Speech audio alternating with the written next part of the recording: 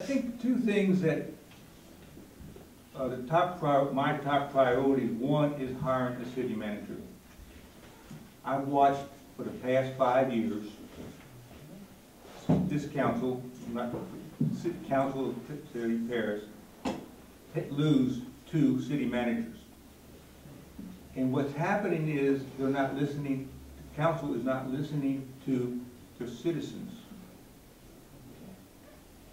We have terminated 2 city managers, and we must find a new one.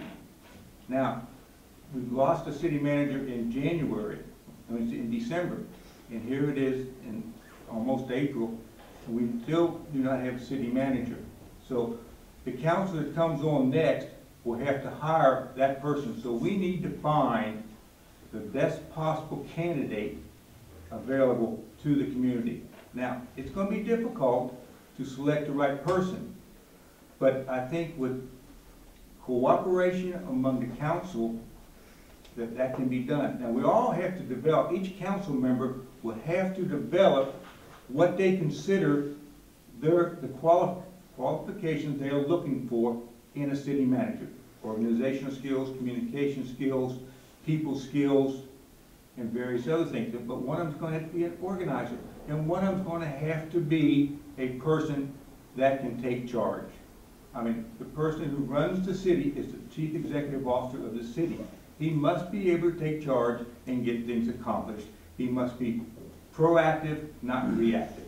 Now, the second big thing that I've heard when I'm walking the streets of Paris, knocking on doors and listening to people, is they're tired of the bickering and the argument going on in the city council. They want to see cooperation up there. They want to see somebody who cares about them, because they feel right now that the city council does not listen to the public. Abraham Lincoln said, government of the people, by the people, for the people. And I think we need to get back to that. The council has got to listen to the citizens. We were given 2 ears, 1 mouth. We should do twice as much listening as we do talking. Thanks. This is a question from a current member of the city council. Are you for or against privatization of trash, and why? Dr. Ashley? Mr. Richard, the answer for that is that I'll give you the very short answer, and that answer is it is up to the public to decide. The thing is going to be voted on, and whatever the wishes of the citizens are should be followed. Mr. Kohls? Well, that issue came up approximately 5 years ago, and it was voted on, and the citizens said, let's leave it like it is.